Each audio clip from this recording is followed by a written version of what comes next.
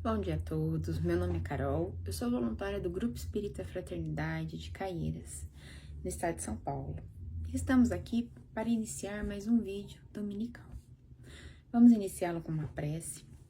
Senhor, estamos reunidos neste momento para uma reflexão, que possamos estar conectados à espiritualidade amiga e possamos obter o melhor aproveitamento desses pequenos lampejos. Assim seja, com as graças de Deus. E eu gostaria de iniciar o nosso vídeo com uma pergunta. Até onde vocês acham que a gente pode ir quando a gente percebe a luz que nós temos? Pois bem, o tema de hoje é Candeia Viva. O texto está no livro Fonte Vida, de Emmanuel, na lição 81. Então é assim, ninguém acende a candeia e a coloca debaixo do módio, mas coloca no velador, e assim alumia a todos os que estão na casa. Isso foi Jesus, e quem nos trouxe foi Mateus. Pois bem, ninguém acende a candeia, ninguém acende a lamparina, hoje em dia a luz, não é? E a coloca debaixo do módio, ou seja, o módio é um cesto. Então, você não acende algo e coloca o cesto em cima, porque assim você não vai conseguir a luz. Mas a gente coloca no velador, no candeeiro, né? Ou seja, no ponto mais alto daquele ambiente para que a luz possa ir ao máximo possível, né? Essa passagem que Mateus nos traz fez com que houvesse algumas interpretações. Alguns entenderam que deveriam pregar sistematicamente, com grandes discursos, para convencimento das pessoas mesmas, tá? Outros entenderam que o Senhor obrigou a violentar outras pessoas com propaganda compulsória da crença, né? O problema é que uma propaganda, ela traz o ponto de vista daquela pessoa, a forma com que ela interpreta o que ela lê, o que ela ouve, né? E Jesus, ele nunca forçou ninguém a nada, ele só deu exemplo de bondade, de paciência, sabendo que o outro, que as pessoas elas ainda estão num processo evolutivo e cada um está num lugarzinho desse processo. E aí, em O Livro dos Espíritos, no item 2, Kardec nos explica que a doutrina, Kardec através dos espíritos, né, gente? Ele nos explica que a doutrina ela não deve se basear em opiniões pessoais, vaidades e disputas individuais, mas na concordância universal dos ensinamentos dos espíritos, não é?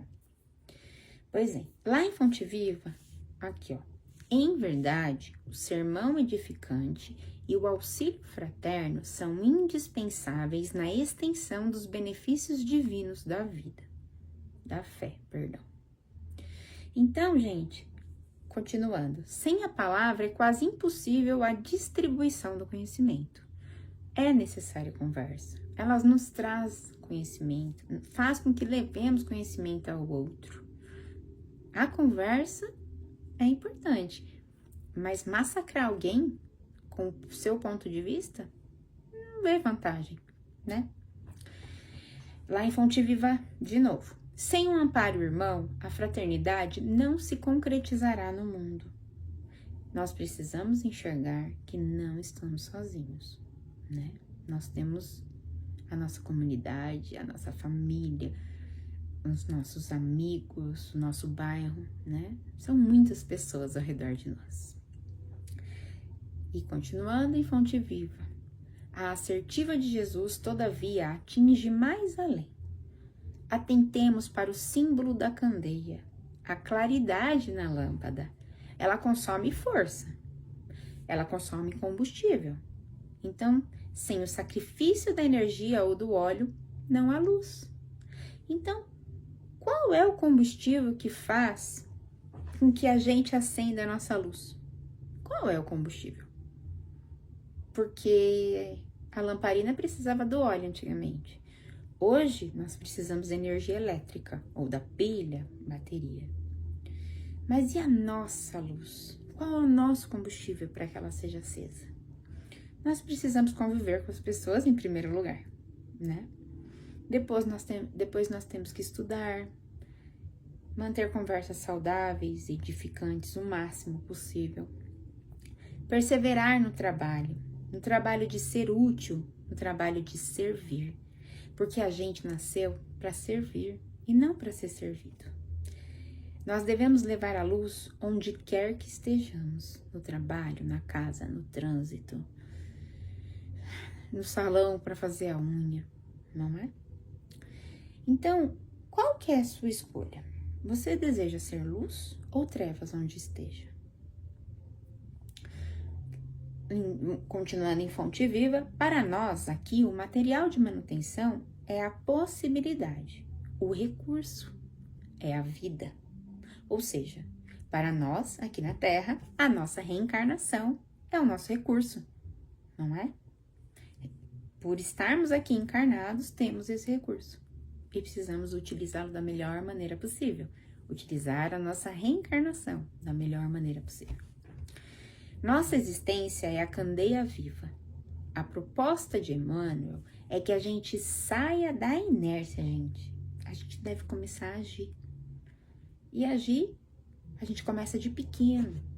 E aí começa a sentir os benefícios da nossa ação, certo? É um erro lamentável despender nossas forças sem proveito para ninguém, sob a medida de nosso egoísmo, de nossa vaidade ou de nossa limitação pessoal.